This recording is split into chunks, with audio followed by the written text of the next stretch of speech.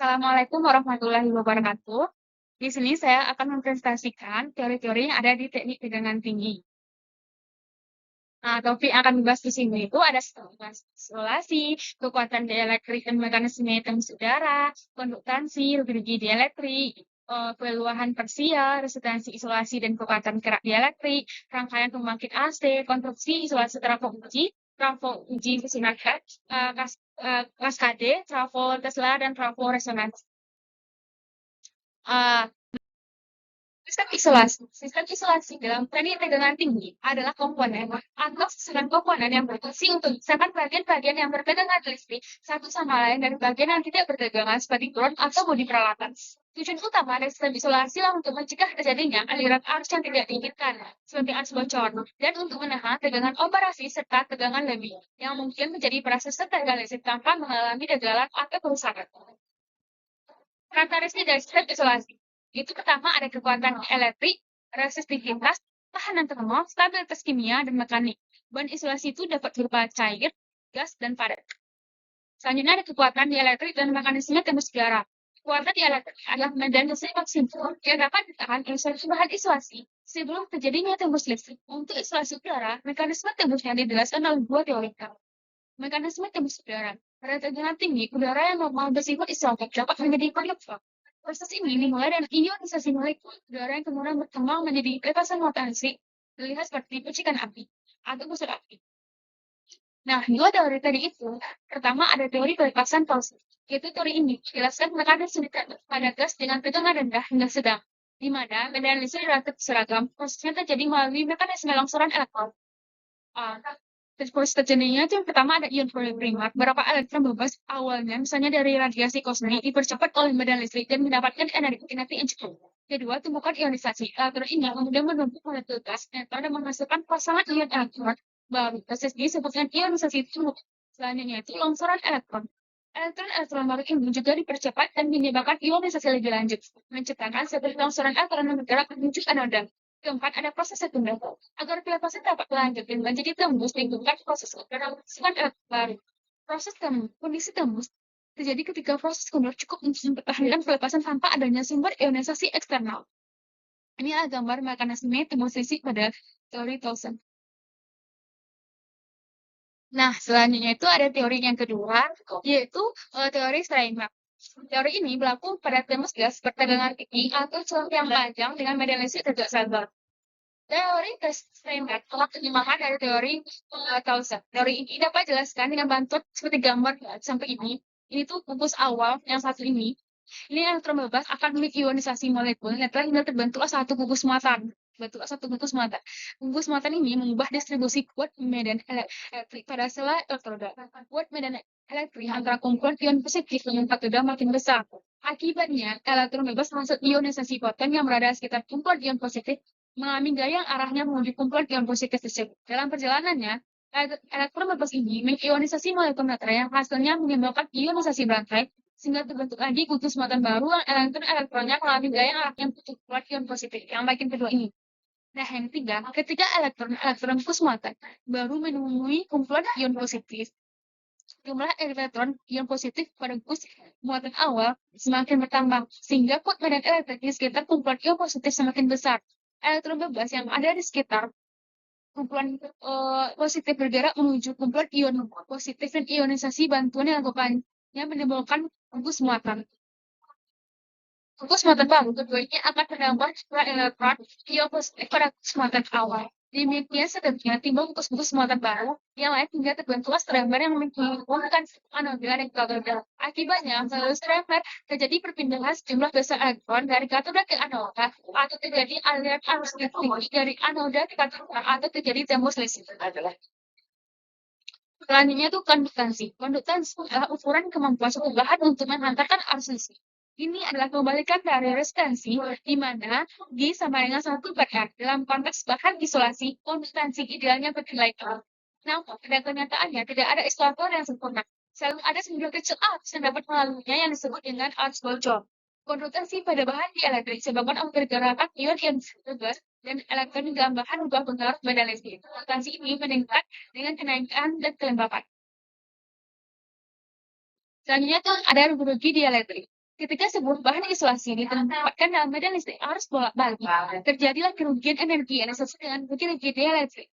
Kerugian ini disebabkan oleh beberapa mekanisme. Konduksi arus bocor yang mengalir melalui resistasi bahan menyebabkan rugi daya, yaitu dengan I kuadrat dikali dengan R. Polarisasi dalam medan asli dipol molekuler dalam bahan dielektrik akan terus berputar untuk menyelaraskan diri dengan arah medan yang berubah-ubah. Pergerakan ini mengalami gesekan internal yang menghasilkan panas. Ionisasi, adanya rongga-rongga udara kecil dalam bahan isolasi dapat menyebabkan keluhan parsial yang juga merupakan sumber rugi-rugi energi. Rugi-rugi dieletrik direpresentasikan oleh faktor disipasi atau faktor daya dielektrik. Nilai tan yang rendah menunjukkan bahan isolasi yang baik. Rugi ini menyebabkan pemanasan pada bahan isolasi, yang jika berlebihan dapat mempercepat penuaan dan bahkan menyebabkan gagalan termol. Selanjutnya itu ada peluhan parsial. Peluhan parsial adalah pelepasan angkut tegangan listrik lokal yang hanya menjembatani sebagian dari isolasi antara dua konduktor. Parsial terjadi pada rongga atau celah berisi gas di dalam bahan isolasi padat atau cair atau pada permukaan isolasi. Kuat, medan dielektrik pada rongga udara dan material isolasi padat dapat dihitung dengan menggunakan persamaan kuat medan dielektrik pada material isolasi berlapis yang persamaannya itu sama dengan V per sigma N kurung S1 per sigma 1 ditambah dengan sigma 2 per sigma 2 dan sampai seterusnya sampai Sn per sigma N. Penyebabnya terjadinya karena kekurangan dielektrik rongga gas biasanya jauh lebih rendah daripada bahan isolasi ditetapkan. Ketika tegangan yang diterapkan cukup tinggi, medan listrik yang rongga akan melebihi kekuatan dielektrik gas, menyebabkan tembus lokal di dalam rongga tanpa menyebabkan tembus total pada seluruh sistem isolasi.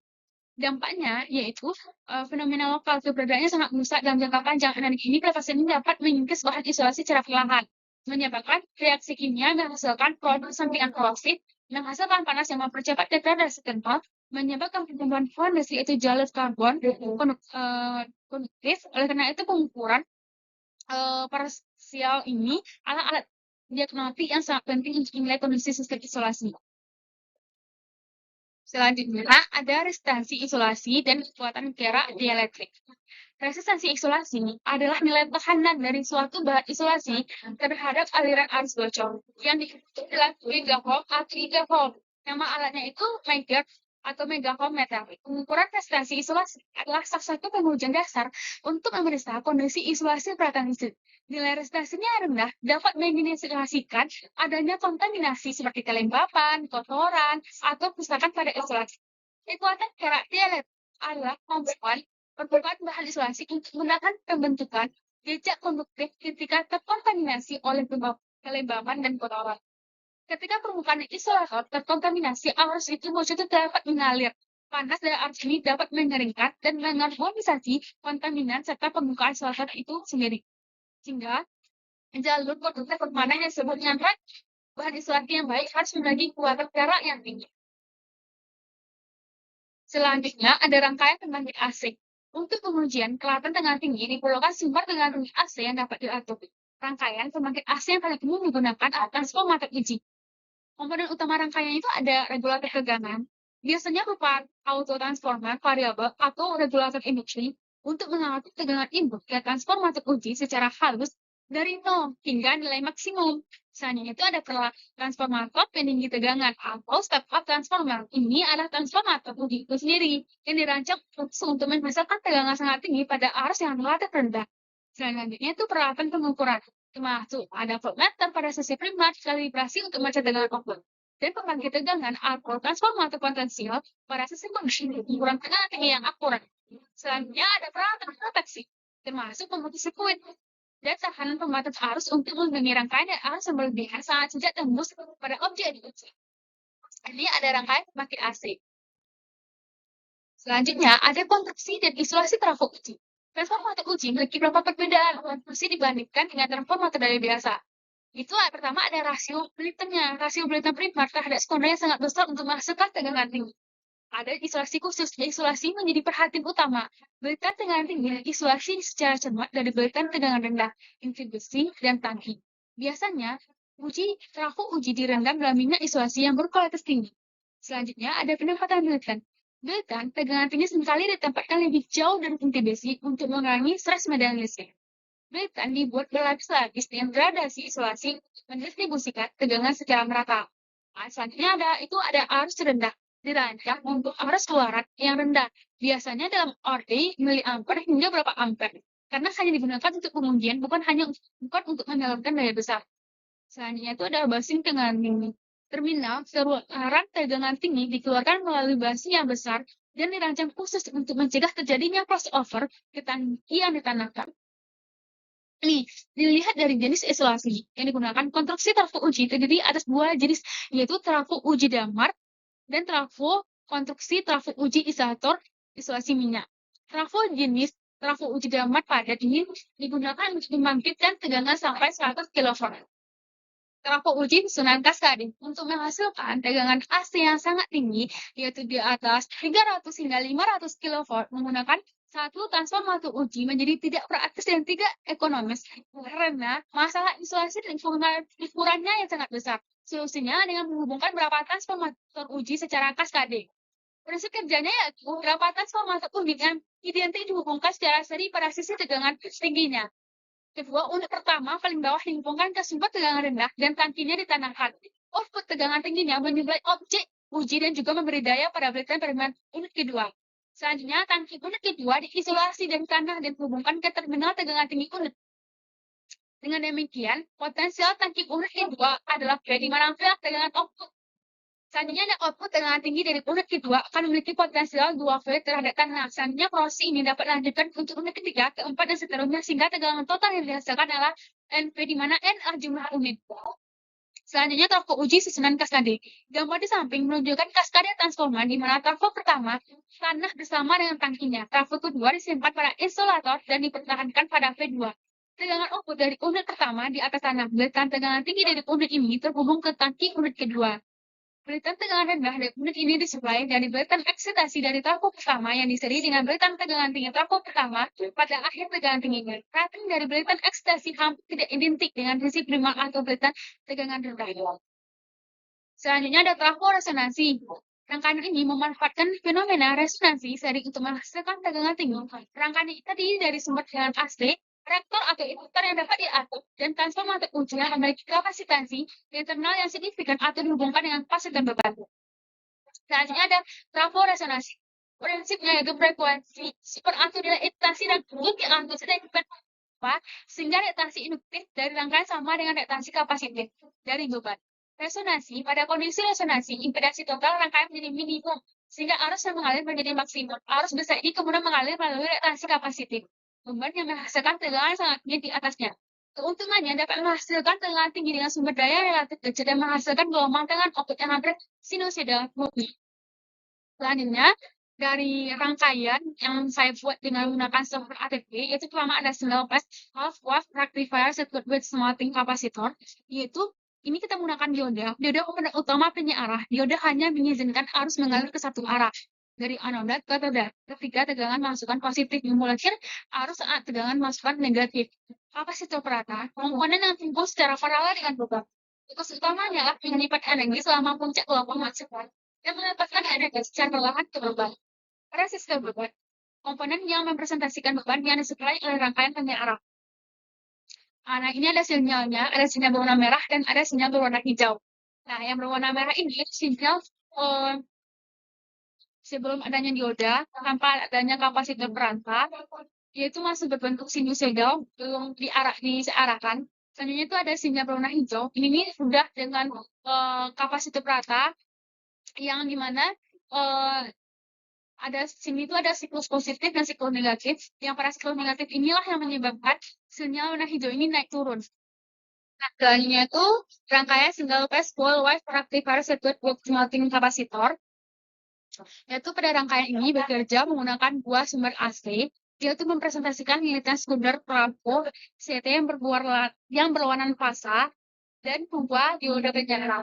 Selama siklus positif, dioda atas menhantar. Selama sebelum negatif, dioda bawah yang menhantar hasilnya adalah pulsa tegangan yang seluruhnya positif menggabungkan kedua dengan gelombang input. Kapasitor dipasang paralel pada output untuk berfungsi sebagai filter. Semakin ia akan mengisi muatan saat tegangan mencapai puncak dan melepaskannya perlahan ke beban. Saat tegangan nilai turun secara efektif mengurangi riak dan menghasilkan tegangan DC yang jauh lebih stabil, mirip seperti yang dibutuhkan pada perangkat elektronik. Nah, pada rangkaian pilar sirkuit ini, yaitu hasil dari rangkaian di atas, yaitu ada gelombang merah, yaitu merah itu menunjukkan tegangan input pasti yang berbentuk sinusoida penuh, sedangkan gelombang hijau itu menunjukkan tegangan output pada beban. Terlihat bahwa amplitudo gelombang hijau lebih besar daripada gelombang merah. Dan menandakan bahwa tegangan keluaran telah diperkuat atau digandakan oleh rangkaian voltage double ini. Nah, selanjutnya itu ada rangkaian Grand Step. Rangkaian ini, seperti yang kita tunjukkan ini, itu rangkaian peganda yang fungsinya itu mengubah tegangan AC yang arus balik itu menjadi arus tegangan DC arus searah yang biasanya kira-kira 2 kali lipat dari tegangan puncak AC masukan. Nah, pada rangkaian ini itu juga dia itu bekerja dalam 2 siklus, yaitu ada siklus negatif dan siklus positif. Nah, pada saat fase siklus negatif, kapasitor pertama diisi oleh dioda pertama hingga terjadinya dengan puncak. Kemudian pada siklus positif, tegangan input dan tegangan C1 dijumlahkan secara seri dan tegangan lokal dilewat oleh dioda kedua untuk mengisi kapasitor kedua. Kapasitor kedua ini juga berfungsi sebagai filter perata yang menahan tegangan pada nilai puncaknya sehingga menghasilkan tegangan DC yang tinggi dan mulus seperti yang terlihat pada gelombang keluaran yang dihasilkan. Nah, selanjutnya itu yang terakhir ada rangkaian kaskade. Rangkaian ini adalah pengalih tegangan. Rangkaian ini mengubah tegangan AC rendah menjadi tegangan DC tinggi yang idealnya mencapai 4 kali dari tegangan puncak masukan. Rangkaian ini bekerja dengan sebuah cell drainage step pengganda tegangan dasar secara kaskade selama saat tadi. Dioda dan kapasitor menumpuk muatan secara berurutan. Kapasitor pertama diisi hingga PP, lalu kapasitor di tingkat pertama diisi hingga 2 PP. Proses ini berulang tingkat kedua untuk mencapai tegangan total menjadi 4 PP pada beban. Keunggulan utamanya adalah menghasilkan tegangan DC ekstrem tanpa mengharuskan setiap komponen menahan tegangan dari 2 PP. Menjadikannya efisien untuk aplikasi tegangan tinggi seperti mesin X-ray. Assalamualaikum warahmatullahi wabarakatuh. Di sini saya akan mencoba merangkai dari tugas teknik tegangan tinggi. Di sini pertama-tama saya bakal merangkai dari rangkaian single phase Hall wave rectifier circuit with smelting capacitor. Nah, pertama-tama di sini kita buka dulu softwarenya, itu kita menggunakan ATP. Nah, selanjutnya itu kita uh, buka, selanjutnya kita cari pertama-tama komponennya, yaitu kita menggunakan sumber AC. Di sini sumber AC tipe 14 yang kita gunakan. Selanjutnya kita cari komponen resistor. Selanjutnya komponen kapasitor. Selanjutnya komponen dioda. Selanjutnya kita pakai bubble volt atau voltmeter. Nah, selanjutnya itu bakal kita hubungkan rangkaian-rangkaian ini seperti ini.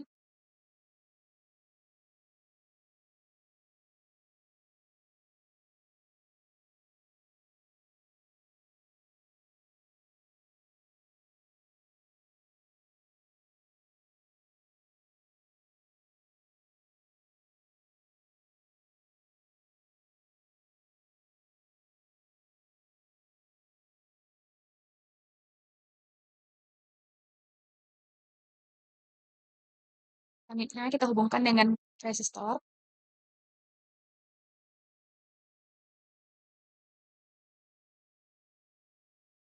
Nah, di bagian kapasitor ini itu terhubung dengan ground.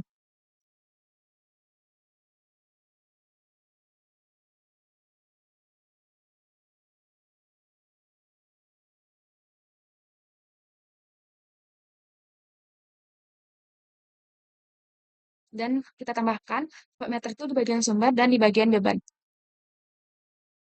Nah, selanjutnya kita bakal memasukkan parameter-parameter. Nah, di sini tertera itu sebesar 100 kilowatt. Nah, di sini kan dalam bentuk amplitudo. Nah, jadi kita ubah dulu dia itu dalam bentuk Fermat dengan cara akar 2 dikali dengan 100 kilowatt, yaitu hasilnya sebesar 1,142 dan dengan frekuensinya itu sebesar 50 Hz. Dan dioda tetap 0. Nah, di kapasitor ini tuh di sini disuruhnya tuh 25 nanofarad. Nah, di sini dia itu membaca sebesar dalam satuan mikrofarad. Nah, kita ubah dari nanofarad ke mikro yaitu menjadi sebesar 0,025 dan di sini KS-nya itu sebesar 0,15.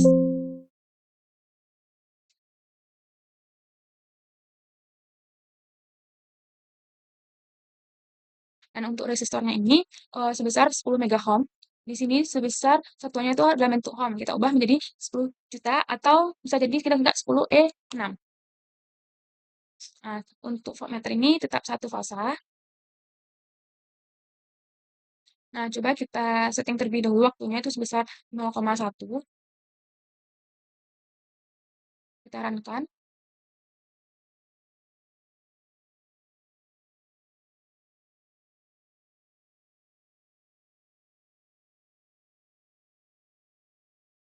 Nah, selanjutnya coba kita runkan. Nah, keluarlah hasil rangkaiannya seperti ini. Nah, di sini tuh ada komponen yang kita gunakan, ada dioda, ada kapasitor. Nah, di sini tuh jadi antara dua siklus positif dan negatif. Kalau positif ini ketika tegangan yang positif ini bagian atas, selanjutnya tegangan tuh masuk ke dioda. Maka selanjutnya tuh di sini ada titik pencabangan. eh, di dioda ini terdapat forward bias. Awalnya dia dapat forward bias, selanjutnya itu tegangan ini melewati dioda setelah mengalami forward bias. Dan di sini ada titik percabangan. Nah, di sini tegangan masuk ke kapasitor di bawah dan dia itu menyimpan. Dan selanjutnya itu dia pergi ke beban. Karena itulah ini gambar ini tuh diawali dari tegangan puncak. Beban ini, bagian ini diawali dari tegangan puncak. Nah, selanjutnya itu yang polaritas negatif yaitu bagian tegangan ini tuh bagian positif itu bagian bawah. Nah, jadi dia itu bakal mengalir melewati kapasitor, tapi dia itu tidak menyimpan di bagian kapasitor karena dia itu melewati sumbu negatif. Nah, selanjutnya itu eh, tegangan tuh bakal mengalir ke beban. Kapasitor yang menyimpan ia juga melepaskanlah di bagian siklus negatif ini. Nah, karena itulah bagian yang hijau ini tuh itu tuh turun. Lalu kalau kembali ke bagian polaritas positif dia tuh naik lagi. Kalau negatif dia turun lagi. Nah, selanjutnya tuh kita tengok tegangan puncaknya dengan cara kita geser-geser. Nah, di sini itu sebesar 14142E5 itu sesuai dengan referensi yang dikasih sama ibu itu di sini tuh 14142. Jadi tegangan puncaknya itu sesuai. Nah, selanjutnya saya bakal membuat rangkaian yang kedua, yaitu rangkaian single pass full wave rectifier circuit with smelting capacitor. Nah, untuk membuat rangkaian baru kita di sini kita klik new. Nah, selanjutnya kita bakal cari-cari komponen. Di sini tuh ada komponen tambahan, yaitu kita menggunakan probable Bradford.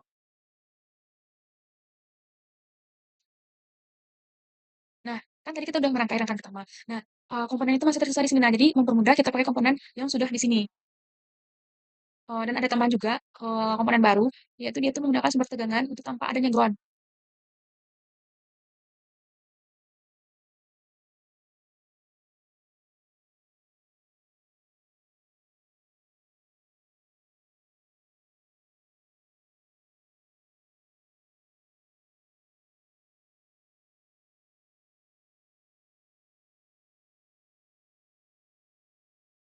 Selanjutnya kita pakai komponen dioda.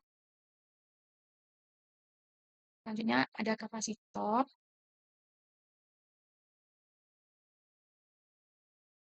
ada resistor.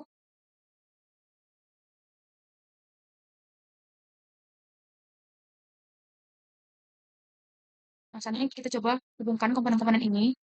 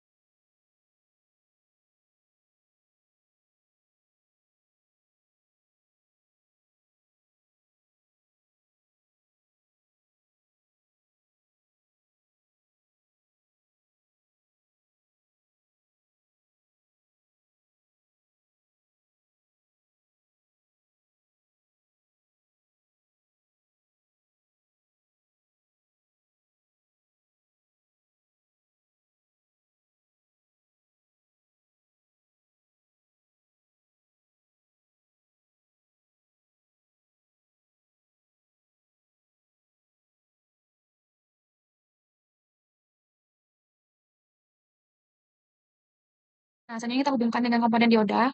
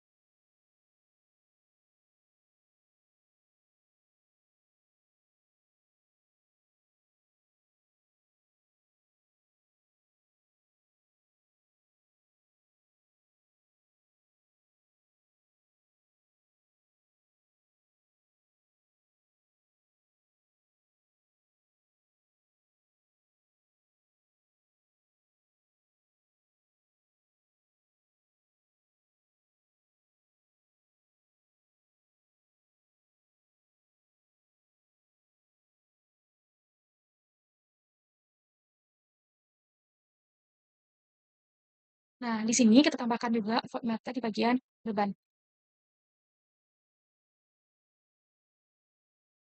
Nah, selanjutnya kita masuklah ke komponen apa? Parameternya. Ini tetap ini gunain satu fase. Nah, selanjutnya nih untuk yang ini sama dengan rangkaian sebelumnya, kita ubah.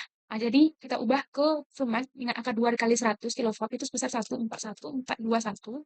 Selanjutnya frekuensinya pas udah 50 Hz. Selanjutnya untuk kapasitornya juga sama sebelumnya. Itu 10 mega ohm ke ohm itu 10E6. Untuk sama ini juga 10E6.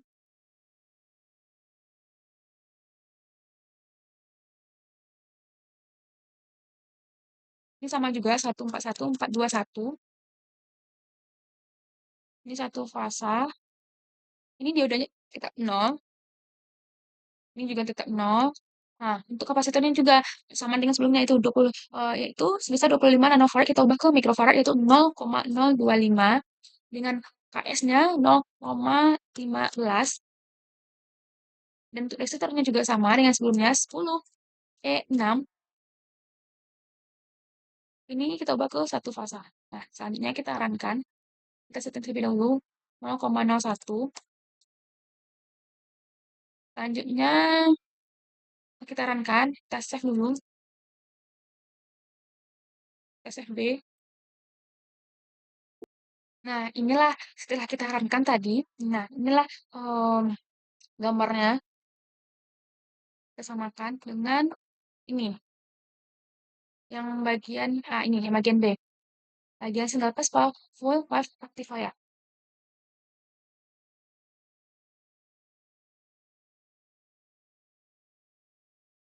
Nah, kita tengok tegangannya, tegangan puncaknya. Nah, di sini kalau yang warna biru itu sebesar 14139 E5, yang warna merah itu 28256 E5, dan yang warna pink itu 14117 E5. Kita buka tabel.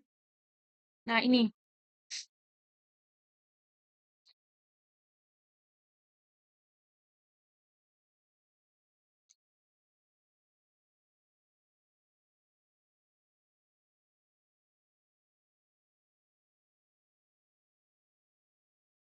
Jadi, sekian penjelasan saya mengenai rangkaian single phase full wave rectifier circuit with as Martin capacitor. Nah, selanjutnya saya bakal menjelaskan rangkaian dari filler circuit. Nah, yang ketiga lagi itu rangkaian filler circuit. Nah, untuk buat file yang baru, kita klik di sini new. Nah, di sini kita bakal merangkai dari filler circuit. Nah, di sini kan untuk sebelum-sebelumnya udah ada tinggal di sini komponen. Jadi kita tinggal menggunakan komponen-komponen dari rangkaian sebelumnya. Nah, kita pakai sumber tegangan AC. Selanjutnya ada kapasitor.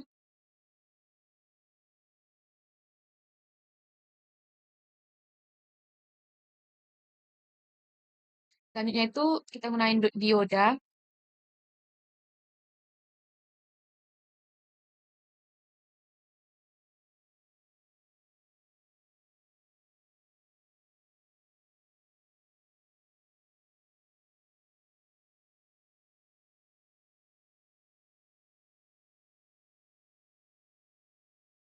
Selanjutnya resistor.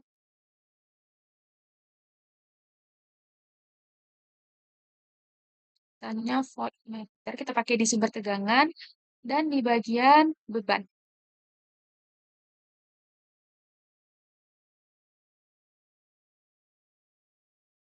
Nah, selanjutnya di bagian dioda ini tuh ada ground dan juga di bagian resistor. Nah, kita masukkanlah komponen-komponennya. Nah, sama juga dengan yang sebelumnya itu, kita ubah ke Freemax dengan K2 dikali 100, yaitu sebesar 14241. Dan dengan frekuensi sebesar 50 Hz. Selanjutnya itu ada komponen kapasitor juga yang sebelumnya kita ubah 25 nanofarad ke mikrofarad, yaitu 0,025. Dengan KS-nya yaitu diminta di sini sebesar 0,15 di Hz. Nih, 0,15. Diodanya juga tetap. Nah, resistornya juga sama, yaitu 10 E6. Karena kita ubah ke dari mega ohm ke ohm. Jadi ini tetap satu fasa, ini satu fasa juga. Selanjutnya kita setting waktunya 0,1. Kita runkan.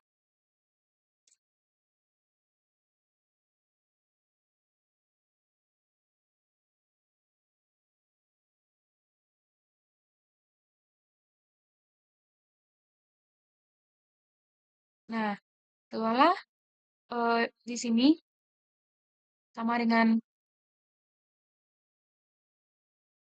nah, ini yang bagian C. Dan coba kita lihat eh dengan puncaknya, yaitu di sini dengan puncak yang merah itu em, sebesar 14104 E5 dan yang warna hijau 27651 E6. Sama mendekati dengan tabel ini sebesar 277,30.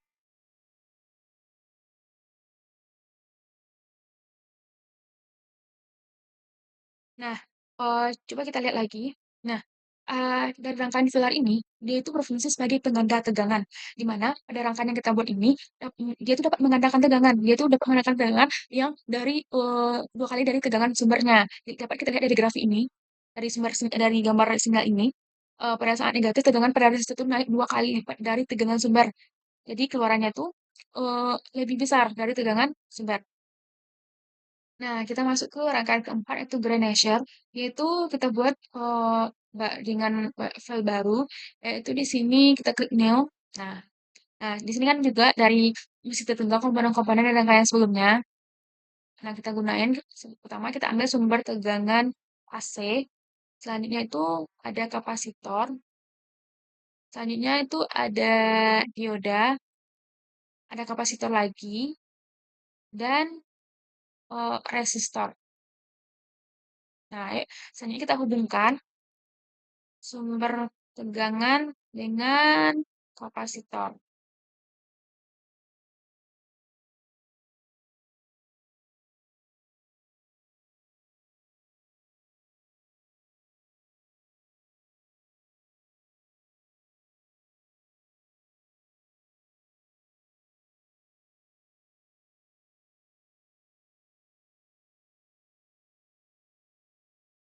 Selanjutnya kapasitor dengan dioda.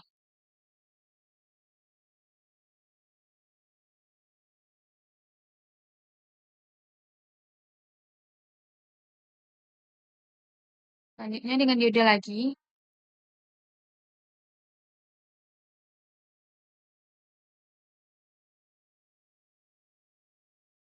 Nah, selanjutnya dengan kapasitor.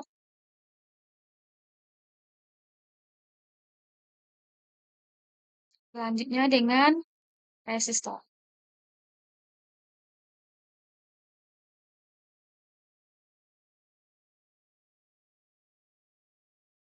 Nah, di sini bagian dioda ini ada ground, kita tambahkan ground. Selanjutnya bagian kapasitor juga ada ground. Ada resistor juga, terus kita tambahkan meter di bagian sumber. Selanjutnya di bagian dioda. Selanjutnya di bagian beban. Nah, kita masukkan parameternya lagi. Sama dengan parameter sebelumnya, yaitu kita ubah ke format, yaitu sebesar 141,421, dan dengan frekuensinya 50 Hz. Ada kapasitor juga, jadi 0,025 dari 25 nano, kita ubah nanofarad, kita ubah ke mikrofarad, dan KS-nya 0,15, diodanya tetap 0, diodanya juga tetap 0, kapasitornya juga sama yang sebelumnya, 0,025, dan KS-nya 0,15, dan resistornya juga 10 juta dari yang mega ohm ke ohm, atau kita singkatkan dengan 10E6. Dan ini kita pakai satu fasa, satu fasa, satu fasa. Nah, selanjutnya kita runkan dengan kita setting dulu waktunya 0,1. Selanjutnya kita runkan, kita kasih ini rangkaian ke part Grenacher, eh, gre,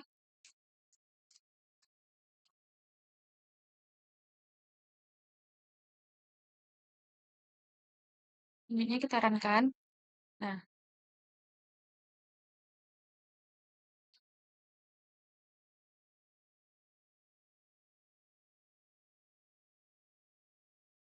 nah di sini tegangannya tuh makin naik, makin naik.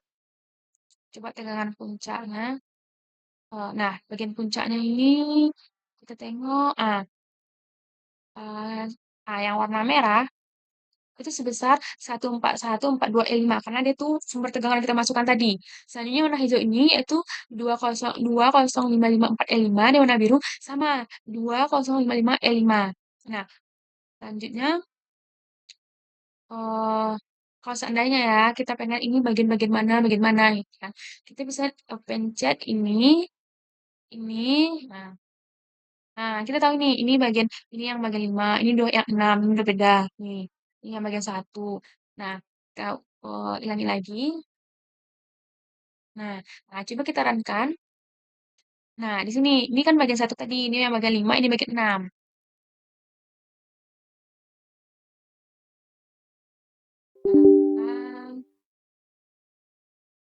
Nah, nah, ini. Nah, sebenarnya pada gambar dari Greener ini tuh pada saat siklus positif itu salah satu dioda itu akan menghantarkan arus. Nah, nih, ada dioda itu bakal menghantarkan arus. Dan sehingga kapasitor yang pertama ini, dia itu akan mengisi sampai kapasitor itu sampai kapasitor puncak. Dan kemudian bereaksi negatif dioda kedua ini. Bereaksi negatif dioda yang kedua. Dioda kedua ini akan menghantarkan dengan jumlah tegangan dia itu menjadi 2 kali lipat dari tegangan sumber karena penggunaan eh, sumber dari tegangan sumbernya tadi dengan kapasitor dengan yang pertama. Jadi ini 2 kali lebih lipat. Nah, terakhir kita bakal buat rangkaian kelas tadi sama yang sebelumnya itu untuk file baru kita klik new. Nah, komponen-komponen yang mana sebelumnya masih ada. Pertama kita klik sini sumber tegangan AC. Selanjutnya kita pakai kapasitor, terus ada dioda, ada resistor. Nah, pertama-tama kita hubungkan dengan kapasitor. Selanjutnya ada dioda.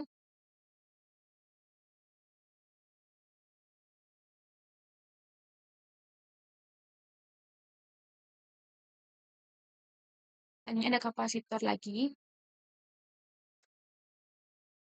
Selanjutnya di bagian bawah ada kapasitor lagi.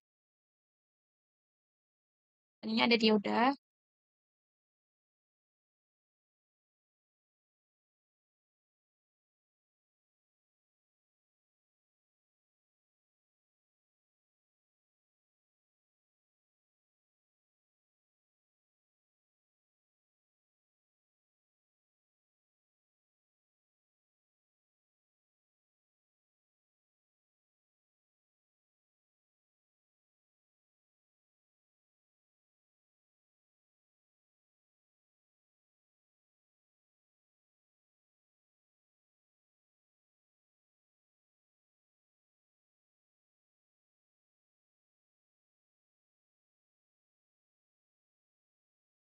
Selanjutnya di sini ada dioda.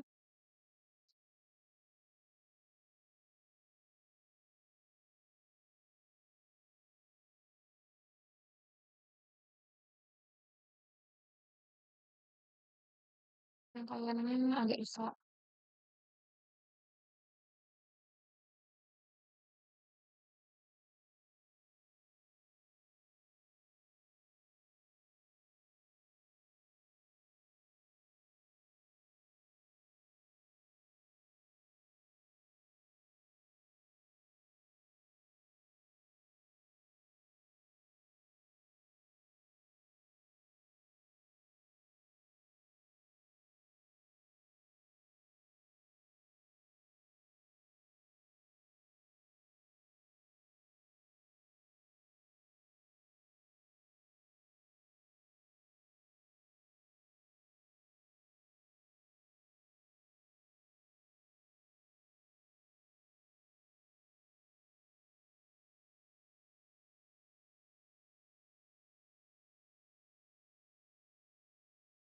Nah, selanjutnya kita tambahkan di sini volt meter dan bagian beban. Nah, bagian resistor ini tuh ada ground, pertama ground dulu, terus di bagian bawah dioda.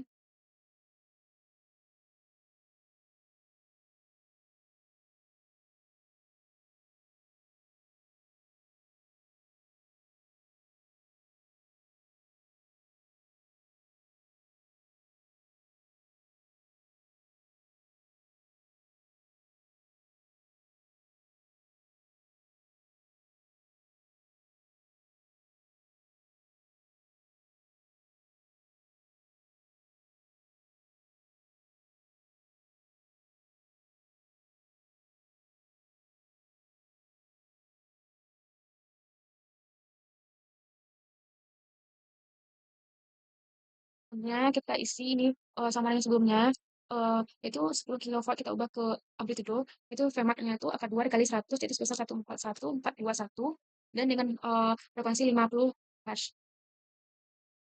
Dan kapasitornya juga yaitu 0,025 gitu. Yang disuruhnya itu 25 nano kita ubah ke mikro dan KS-nya itu 0,15. Bedanya tetap 0, bedanya tetap 0, ini juga 0, ini juga 0, terus kapasitornya sama 0,25. Di sini KS-nya 0,15. Oke kan? Ini juga 0,025. KS-nya juga 0,15. Selanjutnya diodanya juga, kapasitornya 0,025, KS-nya juga 0,15, resistornya juga yaitu sebesar 10 megaohm, atau 10 megaohm itu 10 juta atau 10 6. Ini satu pasal, ini juga satu pasal.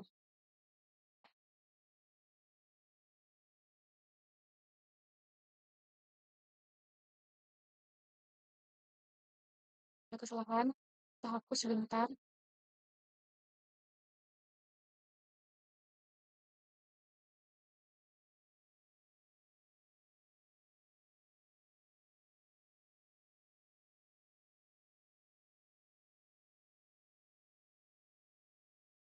Nah, di sini ada ground, kita makan ground. Nah, saat ini tuh kita setting, jadi waktu itu 0,1, dan selanjutnya itu kita runkan. Ini pasang. Nah, selanjutnya untuk rangkaian kelas AD ini kita runkan.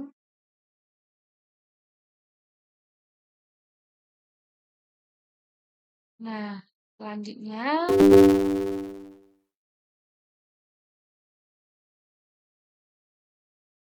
nah, selanjutnya kita runkan rangkaian kaskade ini.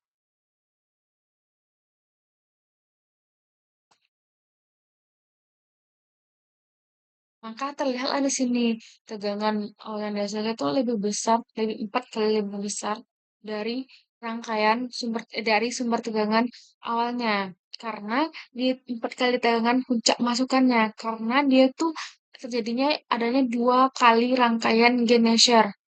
Oh, seperti penjelasan saya di PPT, yaitu rangkaian ini itu pengalih tegangan, adanya 2 tingkat Ganesher yang apa yang mencapai 4 kali lipat, yaitu ketika rangkaian itu bekerja dengan memasukkan 2 sel secara kaskade selama siklus AC, dioda dan kapasitor menumpuk muatan secara berurutan. Kapasitor pertama diisi hingga VP, lalu kapasitor tingkat pertama diisi hingga 2 VP. Proses ini ulang sampai ke tingkat kedua untuk mencapai tegangan total 4 VP pada beban.